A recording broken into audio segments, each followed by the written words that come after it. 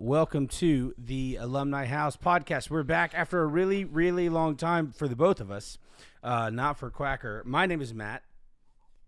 I'm Quacker. Quacker, how you doing this evening? It's been a while. Yeah, I'm good. Yeah, I'm doing good as well. Oh, sorry, go ahead. I thought you were done. No. I'm good. It's just, you're right. It's been a little while. Yeah, and I, as usual, take full blame because I full responsibility because my schedule has been the culprit of us not getting together. So, anyway, you want to hit us with the news and notes? So a couple. Just a couple things here. I don't know if you saw this, Matt, but Dick Vitale has announced his cancer's back, and it doesn't sound good. He beat it once before. It took like 2 years for him to beat the last round. Yeah, something like that. I mean, it took him out of basketball for a while. And this sounds like it's back and worse, which that's kind of how cancer typically is. It comes back and worse. So it doesn't sound good there. And then I saw Paul Maneri, who just stepped down from South Carolina. He is also being diagnosed with cancer. So not good news and notes right now. It's Paul Maneri is one of my favorite college baseball coaches. He didn't have a good run at South Carolina, but he's been successful everywhere else he was. And to see him one fail so bad, in his final stint in college baseball, and then as soon as he retires, by the way, I've got cancer. That's tough. Yeah, and it also kind of makes you wonder if some of the maybe early onset side effects are contributed to his less than stellar outing at South Carolina, which makes it even more sad because then it's like it's a great coach who we know can coach, who is dealing with something extremely serious, and that probably outside of his family and dealing with this illness, probably the thing that irks him the most is how that turned out. You know what I mean? And so it kind of makes it more, a little bit even more melancholy. I guess we end on a good note. So North Carolina hired a new basketball coach, new for them. Pretty successful guy, won an NBA championship as the head coach. Mike Malone. Of course, he won just recently with Denver a couple seasons ago. They brought him in to be the next head coach. Now they've had a lot of roster turnover. I've seen some decommits from guys and some people enter the portal. That happens anytime a new coach is hired at a school. Well, in North Carolina, they don't have to worry about being able to get guys. I mean, they'll be able to get guys no matter what. So. But that's all our news and notes. But the Mike Malone thing hit me there. Let's something positive here. So. Speaking of positive and college basketball, I don't know if you saw this. I think it was yesterday or the day before. So Alex Condon is coming back to Florida, and Thomas Houck, who most people believe is a shoe-in first rounder, has still not declared for the draft, which is interesting. So I don't know what Todd Golden's doing in Gainesville, but He had 3 for sure NBA draft picks, and so far none of them have declared for the draft. So, I did see where that giant entered the portal. I think that's probably. I read an article on that. I don't even know his name. He was like 7'9", made Shaq look small. Yeah. Here's the thing. I think that's one of the funniest videos I've seen. Yeah. I think that's really good for him though, because I don't know with the way Todd Golden has this program at Florida going right now. I don't know that he was going to get a lot of playing time because let's be honest, like it doesn't all signs point to he was a no-brainer signee. I don't think he developed the way he needed to be able to play at the level that Florida's kind of been operating at. So I think that's probably really good for him. I haven't seen where he's going, but I think, we're taking Hattiesburg. So we'll take I think there's a lot of schools that would take him. I mean, to be honest, you get to a certain level of basketball, and he's just bigger than everybody. Although I was driving through Alabama about a month and a half ago, it was during the time the college tournament, conference tournament, somewhere in that vicinity, and I stopped at a gas station. There was a Wendy's next door with a charter bus, and so as they were walking out, I was looking, and I can't even remember who the team was, but it was a community college, and the guys were some of the I'm 5'11", and some of those guys were at least a foot taller than me. So I say that, but if you're getting JUCO guys that are approaching 7 feet, then maybe I just don't know anything. So but he's almost a foot taller than them. So I mean, well, yeah, that's true. I mean, he didn't have to jump to dunk. He can just kind of put his hand up and drop it in. I mean, isn't that wild? Yeah. He makes Victor Wembanyama look small, and Victor is 7'4" and tallest guy in the NBA. So I mean, that's incredible. I mean, yeah. All right, so let's stay with college basketball for a few minutes, and first of all, congratulations are in order after the really, really bleak ending to the football season because of off-the-field issues for Michigan. Congratulations to the Big Blue for winning the national championship first time in 37 years? Or something like that? It was 80? What did they say? 89, I think was when they won it last. Yeah, 37 years. I honestly can't believe I remembered that.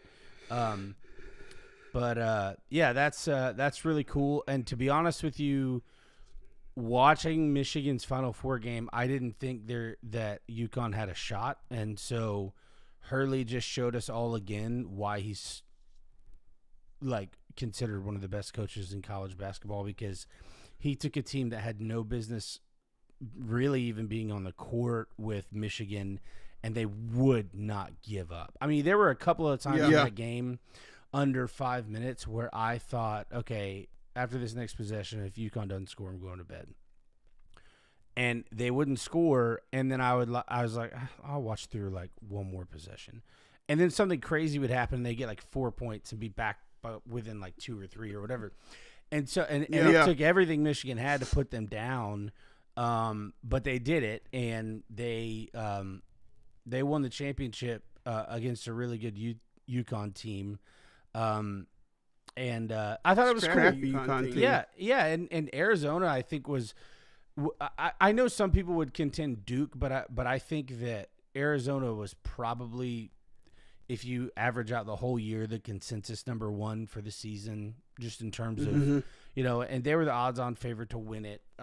Well, Duke was, but I think everybody was. It's kind of like last year, everybody was picking Florida, but I don't know if it was Duke or Auburn were the odds-on favorite to win.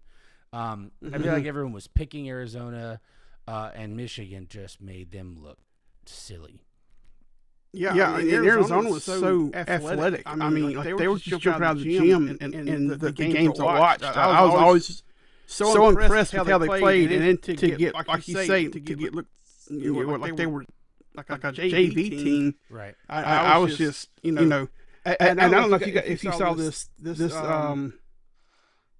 broadcast or not, but in that Final Four game, they had the Fab Five broadcast. So they had Adam. His last name for I can see it, but I can't think of it right now. But it was the Fab Five and this guy, and it was a really cool broadcast. I mean, you were hearing all these stories and stuff from when they were at Michigan, and kind of the cultural impact they had and stuff like that. And I was like, that's really cool to have stuff like that. Now, it was a lot of we, us, when they were talking about the current game, like, oh, we got to get this going. We got to keep doing this. And I was like, that's a little bit annoying, but at the same time. All right, but I got to jump in, though. I didn't see that, and I wish I had. But here's where I draw the line. Like, if you are a student there, I can understand you saying we when you're a current student. I don't really love it, but I can tolerate it. Yeah. If you wore the uniform, in my opinion, you can say we, us as much as you want, especially when you're one of the greatest teams of like in the history of that program. So I don't think I take issue with that. No. It was them saying we. Because I catch myself sometimes, especially talking about Southern Miss, saying we, talking about just the team, the school, or whatever. But what I meant was just watching the game and hearing it, like in the broadcast. It kind of irked me a little bit. I knew it was a Michigan broadcast I was watching. But for some reason, it irked me around. I was like, I'm watching the Michigan broadcast. Well, that's fair. I didn't see it, so I'm not going to push back too much on it. But the Adam you were looking for, when you were explaining it, I was like, well, it's not Adam Levine. Is it LaFleur? No, I was the only Adam L that came to my mind was Adam Levine. I think it's maybe like Adam LaFleur. No, I'm sure you're right. Adam Levine is the lead singer for Maroon 5, so yeah. But that was really cool. And I kind of came across it by accident because I had it put up on my iPad, and because I was doing some other stuff on the TV, and just the Hulu channel I had picked for the game that was broadcast, and I kept thinking I'm going to change it when it goes, and I never changed it. And like the more stories I was hearing, I was like, this is really cool. I think I'm going to just keep it here. I'm not a Michigan fan, but at the same time, this is really cool hearing these stories and stuff and all. And and you do have to love it for the fans because Sharon Moore, he wasn't Harbaugh for sure, but he wasn't doing a bad job on the field. And so with all of the stuff that came out with that, and then the recent news about the settlement or whatever, you just gotta feel like it's good for them to get a win, as fans. Yeah. And they've come so close so many times. Just in the last decade of winning a national championship. They've lost in the championship game like two or three times in the last. Oh, I didn't know they'd been in a championship in the last 10 years. I knew that they had some good teams. They had a 2 or 3 seed. Oh, I don't know. Either I want to say 2015. That was absolutely amazing. No, maybe it was 13. It must have been 13. But I'm not saying they haven't been to championship games. I just didn't remember that. I was trying to pull up real quick. See if I can pull up. Let's see. 2018 was the last time they've been to the championship game. 2013 before that. So that year that I was thinking of, I didn't realize even that year they went. I knew that they had an amazing team that made a run, but I didn't even realize they made it to the title game that year. Yeah, I remember who they played in that game. Let's see. 13. Villanova. Okay, I was going to say Duke or Villanova. We're going to be my guesses.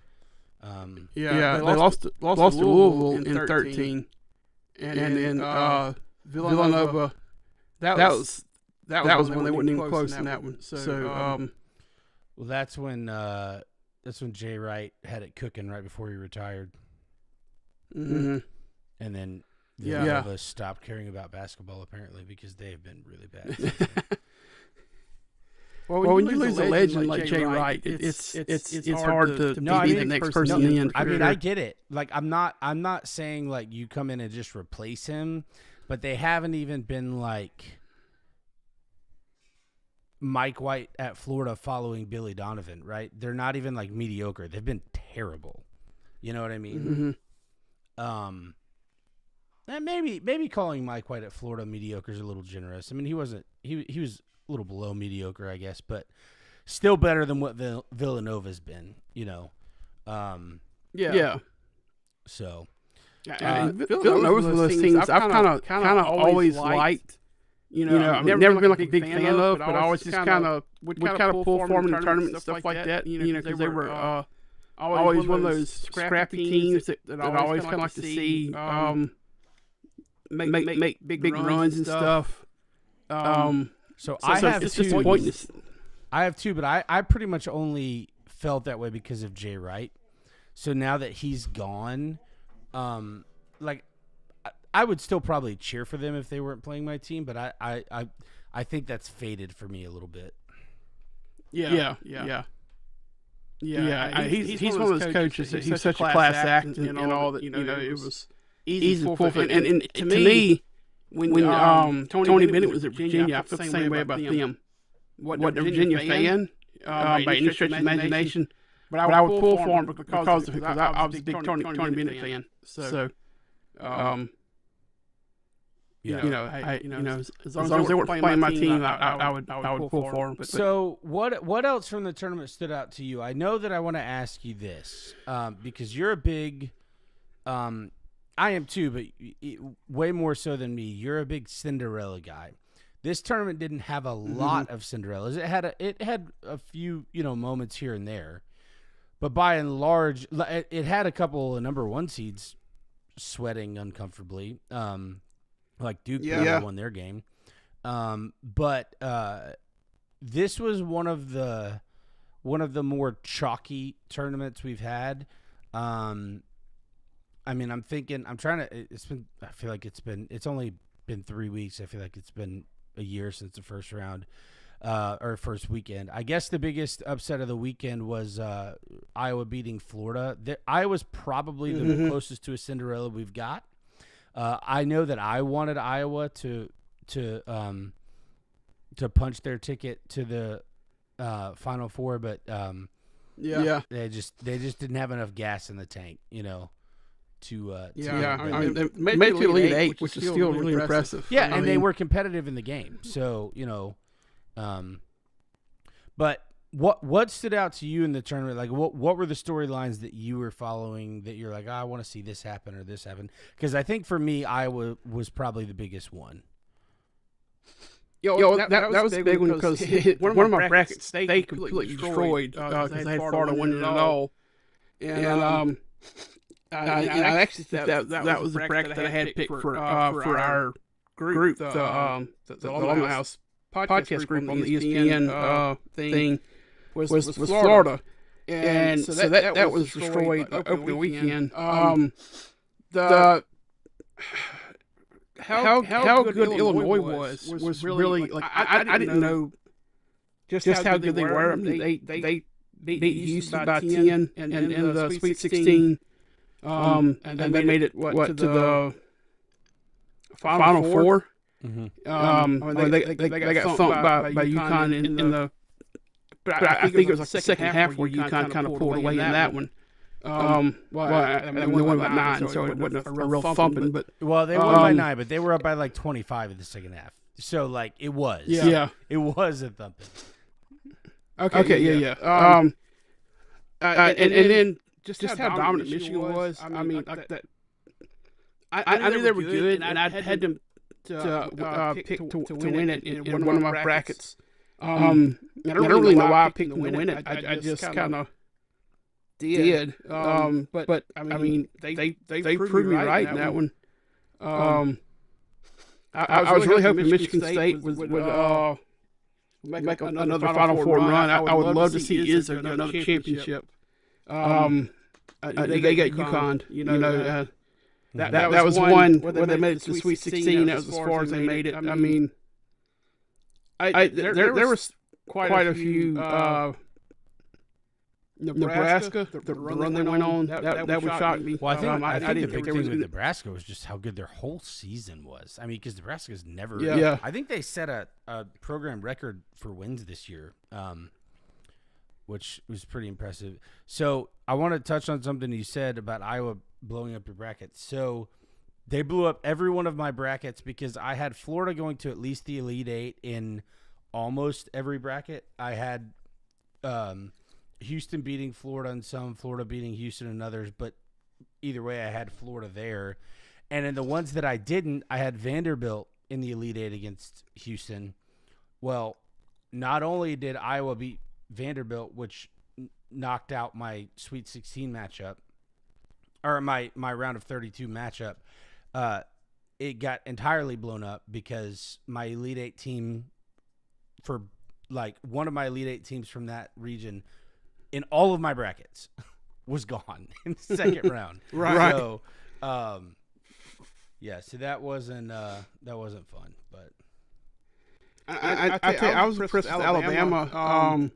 And for me to say that, you know how hard it is for me. But the way they just absolutely destroyed Texas Tech. I figured they win their first round game, but then they had that. I thought this guy was a pretty big contributor to their team. The guy that got kicked off the team, was being investigated for drug stuff, whatever. Got kicked out of university. I thought that they would win the first game because it was to a lower tier team. And then when they played Texas Tech, because Texas Tech had a pretty good season, I figured Texas Tech would come out and beat them in a close game. But I mean, Bama just absolutely just shot them out of the gym. I mean, every three they put up was going in, and of course Michigan handled them in the next round. But yeah, it's interesting because I was listening to the pregame for the Elite Eight game. Was it the Elite Eight or Sweet 16 that they played Michigan? Sweet 16. Okay, so the Sweet 16 game. And you know, they were all kind of talking about it, and they mentioned like 3 or 4 teams that Alabama's played this year. And I can't remember which ones they were, but they were all comps to maybe it might have been like Tennessee and Florida, and then a couple of non-conference teams. I can't remember, but they were like, this is how you have to beat. You know, this is what you're going to have to do if you want to beat this team. And Alabama has lost to all of these teams that are just like Michigan by 25 or more. And then Michigan just ran them out of the gym. So I was like, that was some spot-on analysis if I've ever seen it. Because I was with you. I kind of thought after the way they played in the previous round that I was kind of nervous because I thought Alabama was actually going to make it to the Elite Eight or Final Four. God forbid them make it to the national championship. That'd be terrible. But I mean, they called it. Like all of the announcers were like, yeah, it's going to be tough for them to do this because they don't match well against this and this. And, so often, especially in like postseason games, you see analysis. It's a little more accurate, I think, at the pro level because the players are more consistent. But you see analysis all the time that doesn't pan out because the players, are the key factor. But this was one of those games where everything that they said before the game started happened. Mm-hmm. And I just couldn't believe it. Yeah. That is rare for something like that to happen. I'm quit picking Iowa State to do anything because every time I pick them, they get put out early. Like I've never picked them. Like never had success picking them to go on a deep run because they always have a high seed, and they always get put out by a team like way before the Final Four. So that's one of those teams. I'm done with them after this year because it comes back to bite me every time when I pick them. So. Well, it was a good basketball season. I think we're shaping up for a really good one again next year. Storylines to keep in mind going into next year. Malone at North Carolina, obviously. What kind of voodoo does Todd Golden have going on in Gainesville, keeping these guys in Gainesville potentially? And John Shire, just speaking of not being able to pick up after Jay Wright, John Shire arguably has elevated Duke from where Coach K left them. I'm not saying he has elevated Duke. If you're like average out Coach K's career, that'd be ludicrous. But I do think he has elevated Duke from where Coach K left them in his last handful of years. Which tells me two things. A, Coach K did exactly the right thing in retiring, and B, he and they picked the right guy. Because so often it's not the right guy, even if they're all sure of it. But man, I mean, it's an exciting time because we got a bunch of young coaches with Hurley and Shire and Golden, and I mean Hurley's not young, but he's not old. And there's a handful of others, and then you sprinkled in there, you got Izzo and Sampson, and some of these other old dogs who are still going. But it's exciting because it seems like there's a really solid future for college basketball. So anyway, those are the key things to keep in mind. It's funny talking about Shire. The juxtaposition between Shire at Duke and then the guy that just got fired from North Carolina. Hubert Davis. Was it Hubert? Yeah, that's who it was. I think that was it. Yeah. They got hired at the same time. Davis, his first season, took him to the national championship game, and then has just like an 8 or continued 9 to kind of right. They were a low seed that year. Lower seed. And they just failed to live up to expectations every year since then. Whereas I know that Shire hasn't gotten Duke to that championship game level, or I don't even know if it's got to the Final Four yet. But they're constantly in the top top five. Their recruiting has stayed at this top level. I saw where the Boozer, like one of the Boozer twins, is announced he's coming back for next year. I don't know about the other one. I think he'll probably leave. But I know at least one of them is coming back for next season. So just that juxtaposition between the two, because they're huge rivals. Obviously, they're just one of the greatest rivalries in sports, not just college basketball, but just in sports. Yeah, for sure. And to have, I'm not going to say that Davis was a mistake. I just don't think that he could live up to the expectations at a program like North Carolina, like Shire has. I mean, I'm sure Davis at a different school where maybe the expectations aren't quite as high could do a great job. He may make you go on a deeper run at another school, but when you have the expectations that Carolina does, the reputation that Carolina does, you're going to get the best out of every team you play every night. Whereas if he's coaching at like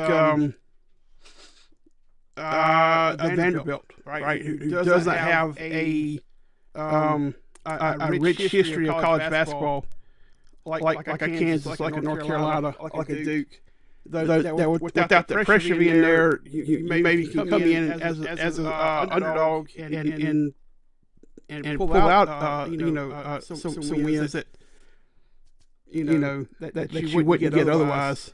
Yeah, so I don't think we really knew at the time, because this was right around the time all of the changes in college sports were taking place. But I think that he was too old, and I think the reason I say that is this: there are a handful of guys, and we've talked about a couple of them, who have been able to hang in there through this huge shift, and we've seen it through all college sports, and they all manifest themselves in slightly different ways. But the programs, by and large, that are having success are guys in their mid-50s and below. And the reason I make that distinction is a lot of guys don't get their shot. I mean, most guys don't get their shot till late 30s. More often times, though, it's mid-40s or up.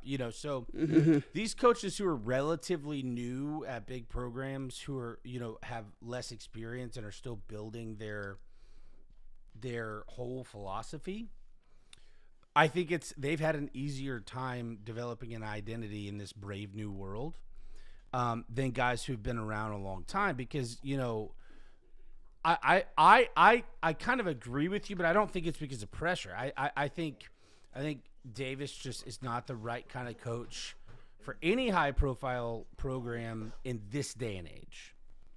I mean, you look at Shire the last 2 seasons. He's had what, 4 like just absolutely killer freshmen.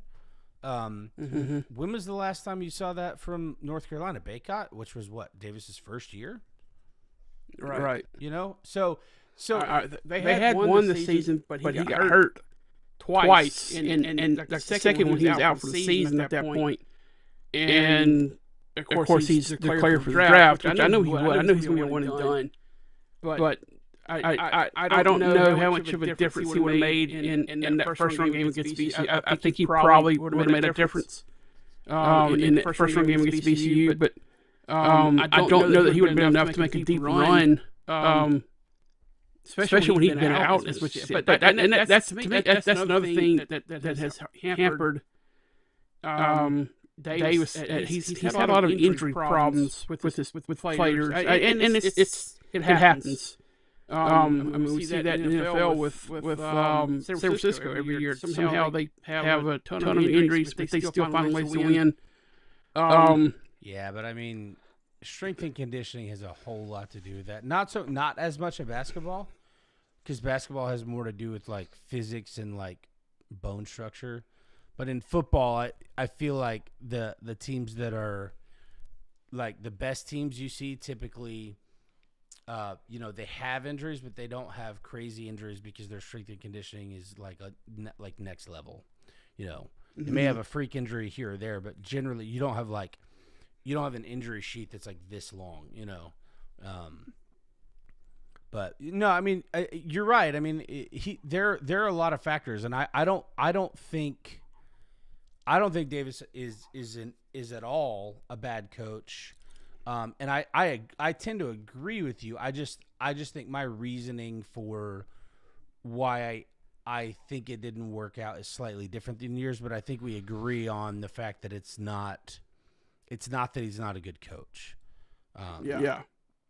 So, all right. So that's enough of that. I got one more question for you before we move on to basketball.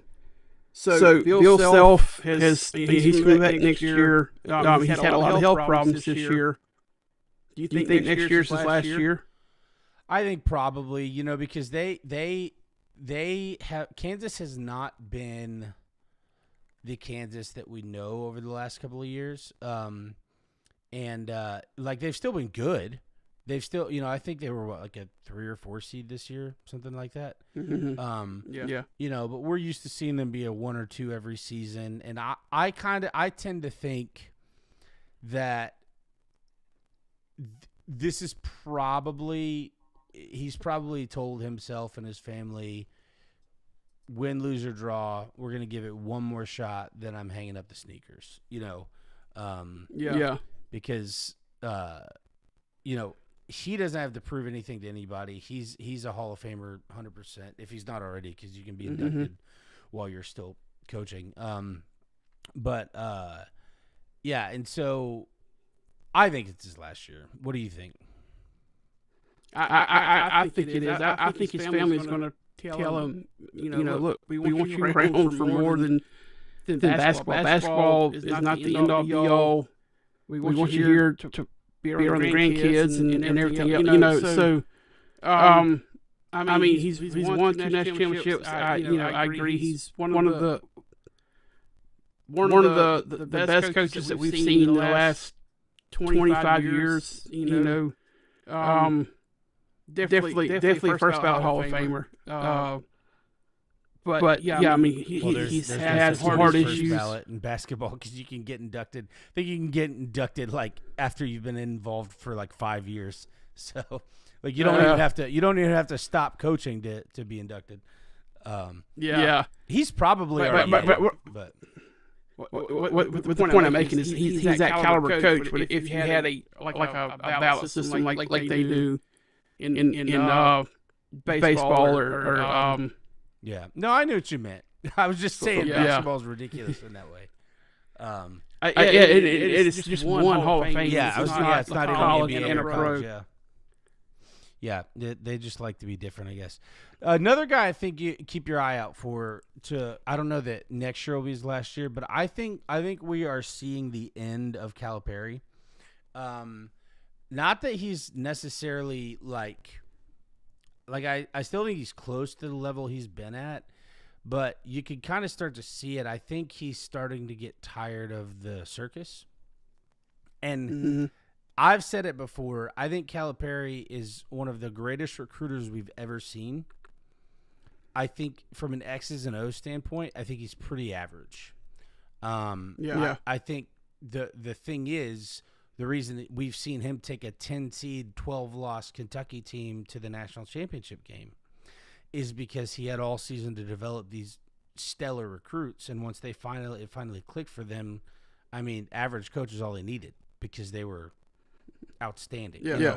But now, don't get me wrong, being a coach in college is putting a team together and it's coaching. So one half of that equation, he's one of the best we've ever seen. So I'm not saying he's a bad coach, but I do think that, he moved to Arkansas, which is it's so funny when I think about Arkansas, because Arkansas, you wouldn't think they have a rich tradition in any sport outside of like baseball, but they really do in all three. And they won a national championship in 91 or 92 in basketball. So 93.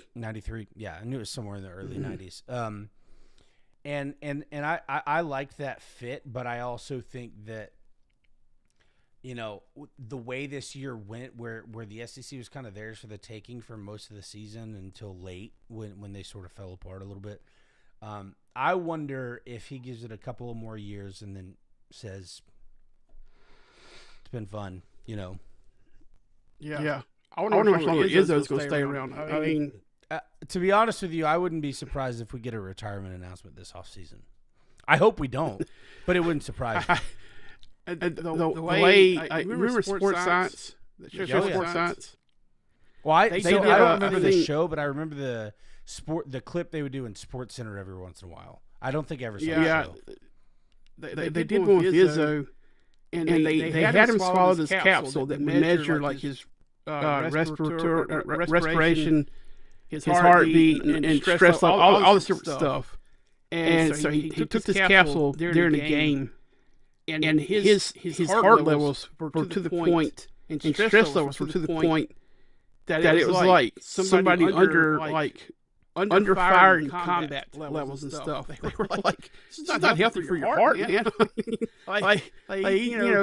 You hate to joke about this, but he's one of those I can just see like a heart attack on the court type situation because he gets so into it and so passionate about coaching and he's coaching so hard. Heart can only take so much, and I don't want to see that happen. Sure. I don't think anybody thinks you're saying that, but for sure, I mean, it's definitely something you think about. And there are some other guys that I think come to mind when we think about that kind of thing. But all right, so let's close the page, turn the page, close the chapter on this year's basketball. Why don't you, before we head out tonight, why don't you just quickly catch us up on college baseball? So I did not do a show Monday because I had stuff going on and I didn't want to get on here at 10 o'clock at night. So I'll just kind of go through the standings from each conference real quick. We'll start off with the American. UTSA is in first place. We're tied for first place with UAB. Both are 8-4. Matt Rice is in third, or tied for third place, or I guess second place. with Wichita State and East Carolina. I'm so happy to see Rice back in this position. They're 24-14 overall. They're 7-5 in conference play. They haven't been good in baseball since Wayne Graham retired in like 2015. So over a decade. So I'm happy to see them playing well baseball again. They're on a 5-game win streak. You've got South Florida and Tulane, both at 6-6. Florida Atlantic, Memphis at 3-8, and then bringing up the rear Charlotte at 3-9. So that's your standings in the American. And I'm not surprised at all to see UTSA there at the top. They've been really good for a while in baseball. They won Conference USA the last year that they were in the conference with Southern Miss and all. And I think they just have continued to keep that rolling there. Swapping over to Conference USA. Jacksonville State is sitting alone in first place at 13-2. Right behind them is Missouri State at 12-3. Then Liberty and Baptist are in third with 11-4 records. This is just conference records here. Last year for Louisiana Tech in Conference USA, they are going to the Sun Belt after this year. They just agreed to an $8 million buyout, so they can have a 20-game football schedule because they were on both conference schedules. Louisiana Tech sitting here in third. Yeah, that was crazy. Louisiana Tech is at 9-6. New Mexico State is 7-8. Western Kentucky and Kennesaw State both have 6-9 records. Middle Tennessee and FIU at 5-10. Sam Houston 4-11. And then lowly Delaware is 1-14 in conference play. That's one of those when you see them on the schedule, you just kind of pencil in a win for your team. Sun Belt, let's see. 13-12, Coastal Carolina in first place. They're just continuing to roll from last season. Texas State is in second place at 9-6. Matt, Southern Miss is struggling, dude. We started the season so good, and we're on a 3-game losing streak.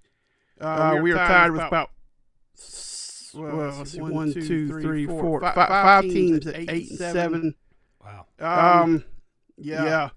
Arkansas State, Appalachian State, and Georgia State. It's all states here. All are sitting there with a 7-8 record. Let's see. ULL and James Madison at 6-9. And then the caboose of the conference, Old Dominion and Georgia Southern at 5-10. I got to tell you, man, I'm really disappointed with the way Southern is playing right now. Just the way it started the season, like there was a debate on if they should be ranked number 1 in the country, and they just since conference play started, they have not lived up to that. Now I told you just before the podcast started, but I got to take the nephew last Tuesday night to his first Southern Miss game. Man, he had an absolute blast. He got to meet the mascot, got his picture with the mascot. The mascot autographed his hat. Man, he was vibrating. He was so excited. He about ate me out of house and home while he was at the game. I know you know this, man. Concessions at ball games are expensive.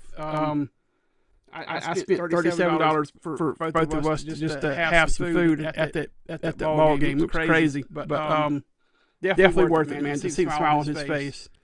And he told my parents, he said, I want to go back. I want to go back to another game. So we got a little Bud and Southern Miss fan right there. Hopping over to the ACC. Matt, you want to guess? Just take a wild guess who the number 1 team in the ACC is right now? Well, I would have said Florida State or Wake Forest, but since you asked me to guess, I'm going to say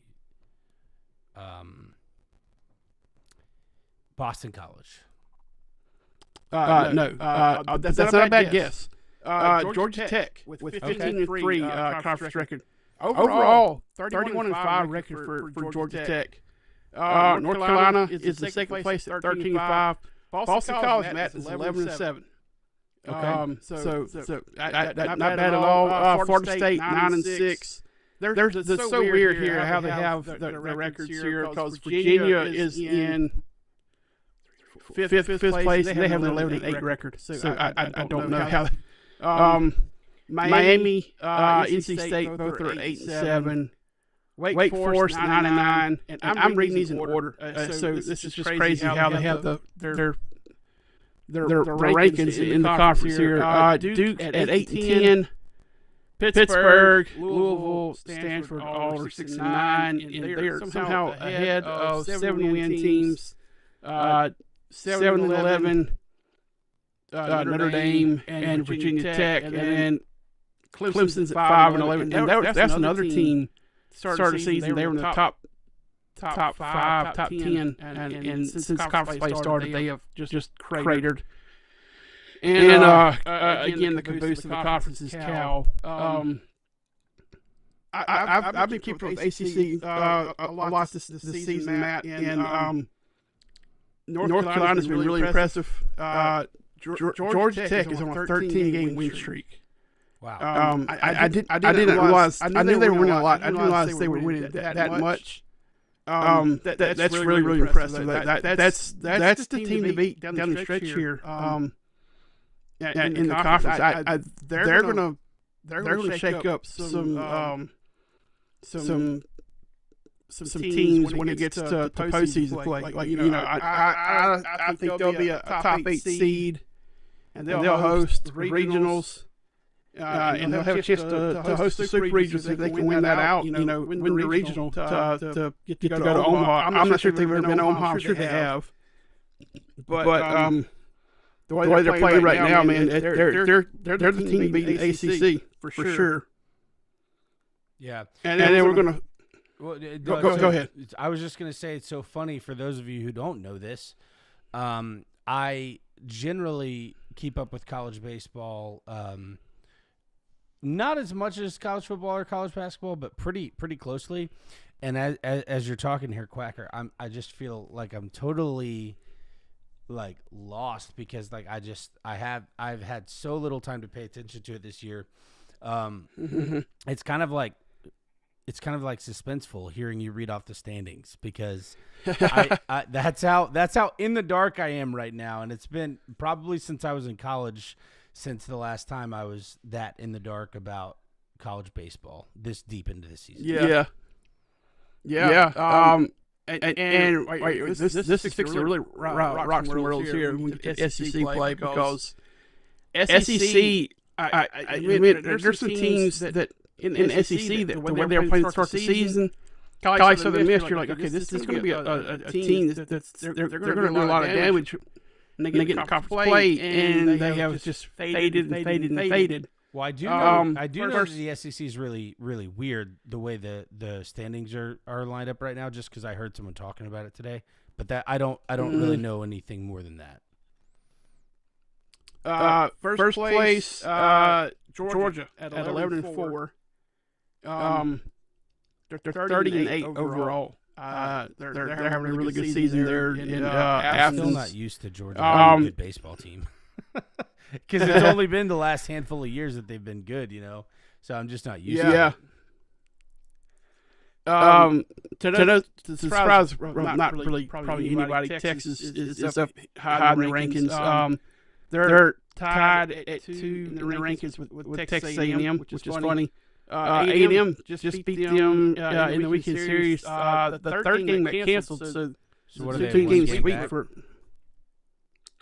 9-5. Both of them are 9-5, so they are 1.5 games back. Okay. Of Georgia. Florida is sitting there at 9-6. They're 2 games back from Georgia. Alabama, Ole Miss, Auburn, Arkansas are all tied. With an 8-7 record. Mississippi State, which is a team, again, at the beginning of the season, they were a top 4 team. And now they're under 500 in conference play. They're 7-8, as is Kentucky. Tennessee, Oklahoma, Vanderbilt, which it's weird to see Vanderbilt sitting here at 7 and 8. Vanderbilt, we're so used to seeing them just be a national championship contender every year since Tim Corbin's been there. That seeing them with the sub 500 conference record and they're only 6 games over 500, it's really kind of shocking to the system. Yeah, but he does the whole Kevin O'Sullivan thing. I think both of those guys recently, like within the last 5 years, have resigned themselves to having really mediocre seasons and then having incredible tournament runs. Now, Tim Corbin, I think, is better at it than Kevin O'Sullivan, but I always think of those two guys because you're right. For a long time, Vanderbilt was having just a good season all together, but I feel like recently it's kind of been like that. It's sort of been like they've had a good year, not a great year, and then they barely make the tournament or make it, it was like maybe a 2 seed or something, and then just like run roughshod for a while. So yeah. LSU started season number 2. They're 6 and 9. They got swept this weekend by Ole Miss. They got 10-run ruled on Saturday. That was just embarrassing for LSU. South Carolina is not in last place anymore. They are 5 and 10.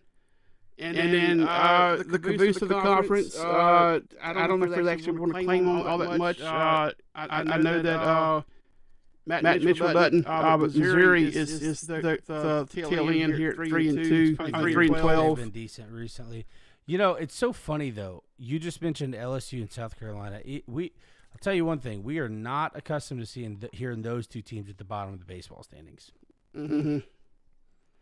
Yeah. And it's seen Arkansas in the middle of the pack too. I mean, Arkansas. Oh yeah, they've been the most consistent team in conference play over the last 5 years easily.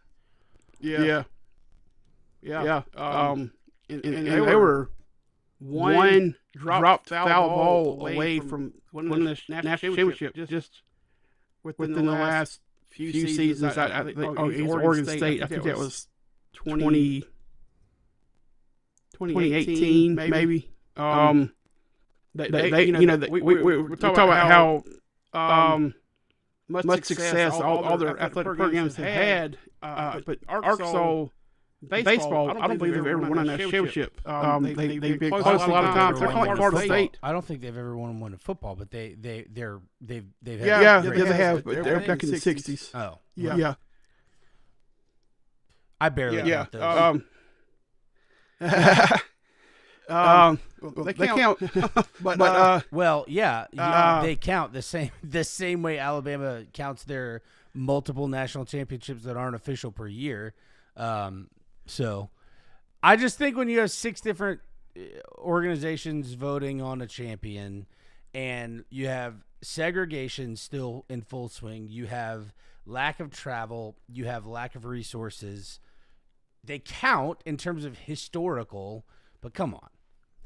That's not success. I think that's Army won a handful of national championships, and I'm not poo-pooing on Army. Army does not have the resources that the other schools have, and so I don't know. Anyway, I don't want to get on a tangent on the 60s, but yeah.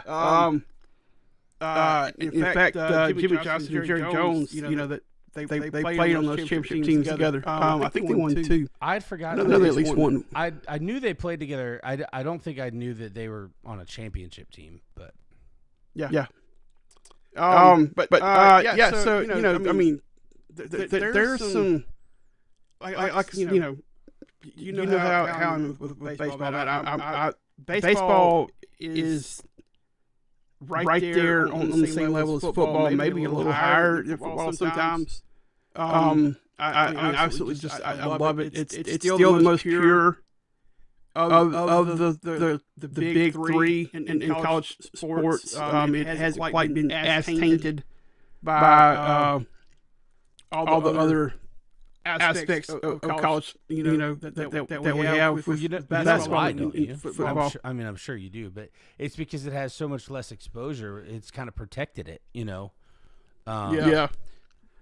Because, you and I talk all the time about how frustrating it is trying to keep up with standings and scores because unless you go to D1 baseball. I mean, you're just not like they're not readily available like they are in other sports. Yeah. I get better on Wrexham Soccer Club from the English League Championship than I do college baseball, which is like crazy. Speaking of soccer, this has nothing to do with anything we've talked about, but I listened to a daily podcast that it's like this day in history type thing, and the one for today was the Liverpool when they had the accident in the late 80s, early 90s. It was the anniversary of that today. It was like 97 people died from that. And if y'all don't know what I'm talking about, it was what's the big playoff format they have? FA, is it FA Cup? Yeah, it was like the semifinal for the FA Cup, and it wound up. What happened was there was a huge crowd trying to come in, and the police did not do a good job of. I don't know why the police were the ones letting the people in, but they just kind of opened up the gate to let everybody in. So you had a lot of people just kind of crowding in sections where they weren't supposed to be sitting and stuff. They weren't spread out like they would have typically been. And Liverpool, they scored a goal or about to score a goal, and the crowd kind of surged forward, a cheer, and the fence fell, and the people started spilling onto the field, and it was at first I thought it was just fans were spilling onto, and then they realized what was actually happening. There was like they didn't know how many people were hurt at the time. And the manager's 11-year-old son was on the end of the field, like in that section. He was able to find him and get him out safely. But it was a big thing, and they still have like in their logo now. They have like these two eternal flames to help remember. It was a very sad story, but it's really neat hearing that. Because I don't know a lot about soccer, or football. I know a little bit about the teams and stuff that are over there, but hearing some of the stories and stuff like that, that's really sad. But it's really neat how the team has honored those fans that were killed in this tragedy with their logo and stuff like that. Yeah, that's I didn't realize that was today. Fun fact: do you know why Americans call the game soccer? I only bring this up because you just said football. It's the most. I think I've heard it before. It's the most American thing you've ever heard of. So, it literally came from, and I know you're a big American history guy, so you're gonna eat this up. It came from the phrase association football, which is what soccer is called everywhere else. So you have association football and you have international football. And that's like the World Cup and international tournaments. So, I guess somewhere along the line, someone started calling it soccer from shortening association. Like maybe it was, I don't know how it evolved, but like it evolved into this like weird thing. And so then, as Drax says, all words are made up. But they made up this word soccer.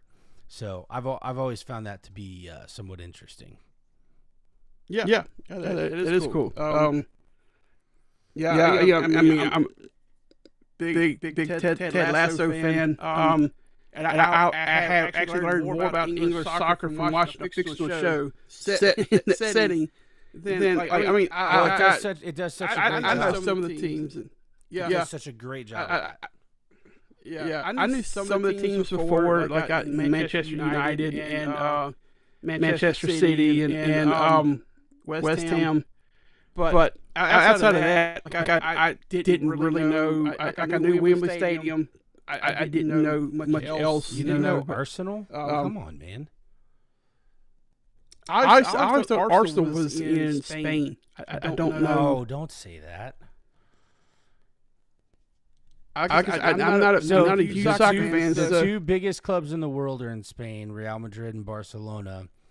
But the problem is the top 4 teams in Spain generally, well, top 3, top 4, somewhere like Sporting and Atletico.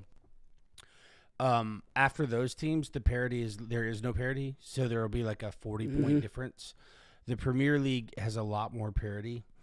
Yeah. So if you've never seen soccer and you have a passing curiosity to kind of get into it, go watch Welcome to Wrexham and Ted Lasso, and you really will you will have such a well-rounded introduction from American sports to soccer, and then whether you like that or not, like what you find out is another story. But yeah, you're right. It does. Like I've been a huge soccer. I mean, I played soccer my whole life, but I've been a huge fan of the sport for 25 years, and so I knew a lot about the sport. I mean, a ton about the sport, and was quite familiar because I watch Arsenal every Saturday. Or every weekend. But when Ted Lasso came on, I felt the same way. I was like, man, this is such a good, this does such a good job explaining, all of the idiosyncrasies between, soccer and how we as Americans do sports, Yeah, I didn't know that the pitches were different size. I thought they were all just like an American football field. I thought, all pitches were the same size. It's just like Ted did on the show. They're like, no. This is the largest pitch. Well, it's the widest and the longest, but they have certain. It's like baseball, where the diamond has to be the same size. You know what I mean? So the base paths are the same size. So the 18-yard box and distance from goal to midline, things like that, are the same. They can be wider. And yeah, so it is in that respect, it is a lot more like baseball. The thing that I've found that Americans have such a hard time with is grasping the fact that in soccer, and this is going to blow Americans' minds, you have a set of colors for each uniform that you have. So you have a primary, or they'll call it a first kit, which is like your first uniform, which is what we would call a home uniform. So I'll use my team as an example. Their home uniform is always red and white. Some combination of that. And they get new designs every year. Then they have a second color or second kit, which is 3 out of every 4 years is primarily yellow. And then the 4th year they do a primarily blue, with no red at all, in either of them typically. And then you have a third kit, which is like your alternate that is always a different set of colors every year. And it could be any colors under the sun. There's no thematic, they're all just totally different uniforms. And let's say Arsenal is going to play Liverpool at Anfield, and Liverpool is wearing their home, so they get first choice. They're going to wear their red jersey. Well, Arsenal is going to wear their blue jersey because they're playing them in the Premier League. If they were playing them in the Champions League, they'd wear their third. But if they were going to play West Ham, or not West Ham, that's not a good example because they're maroon. Say they're going to play Tottenham, who's blue, at Tottenham, Arsenal would wear their first, their red, because it doesn't conflict. So it's just a different ecosystem, a different way, in which it works. But it is. It's a lot of fun. And by the way, because this is probably the only time we'll talk about soccer for the next several months, the World Cup's coming up, guys. So you need to get hyped for it. Not that I think America's going to do great, because I don't. But what I do know is that the World Cup is one of the most exciting sporting events in the world. So I keep up with it. So make sure you're geared up for that. I don't like international football nearly as much as I do association football, but it's still awesome. So I think one thing that gets me is watching a game. I not know who I'm watching because neither team has the city or they'll have Xbox they have a crest up here, which is their logo. So you were talking about the rooster for Liverpool with the Eternal Flames in it. So that'll be up here on their jersey. Sorry, I'm not even on the camera. Hold on. I've been doing all these hand motions, and I'm not even up here. But they'll have like their crest right here. Arsenal will have their crest right here. But then, yeah, they do a shirt sponsor. But, dude, think about this. Emirates Air is Emirates and Etihad is the English would say. We would say Etihad or Etihad. But anyway, Emirates Air and Etihad are the biggest shirt sponsors in the world. Those two, so you can only have one shirt sponsor per league, right? So, or per league pyramid. So, in the big four leagues, there's an Emirates Air sponsored shirt in every one of those leagues. All of them are immensely popular clubs. So, like, and I'll just name two of them: my team, Arsenal, and Real Madrid, where Cristiano Ronaldo played, right? So, they're the amount of jerseys and what we in America don't understand is outside of America, those jerseys, like we think American sports jerseys sell well. I mean, people overseas would laugh at us for how well soccer jerseys sell. In part because they're T-shirts and you can wear them to like things. Mm-hmm. Whereas you can't really do that with like a basketball jersey or a football jersey. Kind of with a baseball jersey, but so I hated the shirt sponsor thing at first, but it's a genius marketing move. Well, I understand why they do it. It's frustrating. You're like, I don't know, especially if you don't know the logos. You know, like their team logos and stuff like that. And then like I know Tottenham has they have like a rooster logo too because they're the Spurs. So it's kind of like I don't. If you don't know the colors, you're like, I don't know who I'm watching here. So, and like if you watch American soccer, it's the same way. So, I wish American soccer would follow those cues in more ways than just that, but because they need it for sure. Well, all right. So, do we have anything else we need to talk about? No, I believe that's it. We're I think at the halfway point this weekend, or maybe this weekend is the cresting of the halfway point of the college baseball season, or at least the conference season. All right, so we're more than halfway through the season then. Yeah.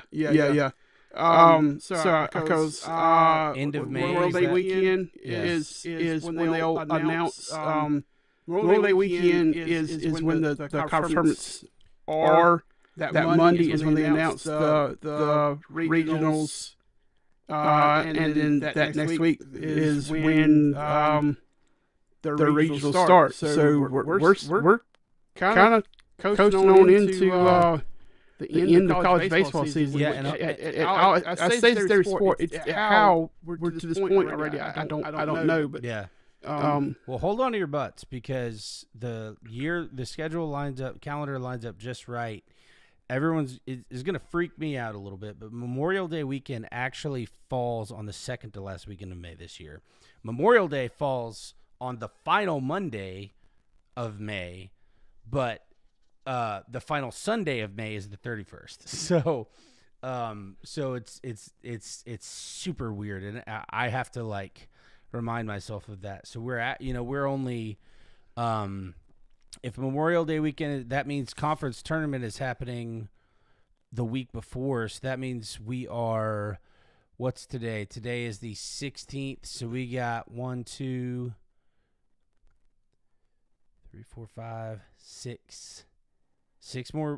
5 more weekends before conference tournaments. Yeah. That makes sense because you play 10 conference weekends. So this would be the halfway point for conference. So I mean it's just we're adults. Time flies by. You look up and go, how did we get to this point already? Just take time, enjoy the college baseball season as much as you can. Spend it with your family, enjoying the games, and slow down a little bit and just enjoy life. That's all I'm going to say about that. Yeah. All right. Well, I enjoyed getting back together, and I think we will. Hopefully, we'll do it again soon. Yeah. We're hoping to maybe next Saturday get together for a special Southbound episode. For the NFL draft. We would do it during the week, but we some stuff coming up where we're not be able to live stream throughout the whole draft, which would be awesome. But a lot of time. A lot of time in that because the first night's like 3 hours long, and I think the second night's 3 hours long. So I don't know if I have 6 hours of content in me for the draft. But yeah, well, maybe we'll just talk about what happened in rounds 1 and 2, and who knows? We may be able to make it a little bit of a hybrid episode and address any NBA draft news that we've heard about. Obviously, we don't cover the NBA at all, but that would stem from the effects that it has on college basketball.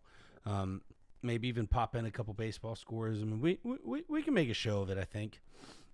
Yeah. Oh yeah. But yeah, I'm looking forward to that. I'm looking forward to seeing the Saints are going to draft. Of course, there's been a lot of hubbub going on right now with the Patriots. The head coach. I need the Denver talk to stop. That's what I need. Oh yeah, with Kamara. Yeah. I needed to stop because it makes sense. I just needed to go away. Yeah. From everything I've heard, he doesn't want to leave the Saints. I don't think he wants to leave either, but if there's one person he would leave for, it's Sean Payton. Yeah. You know, I mean. Have you heard anything on Cam Jordan? Because I saw something made it look like he's coming back next year to the Saints. Well, but he entered free agency, but I kind of felt like he and DeMario both entered free agency with the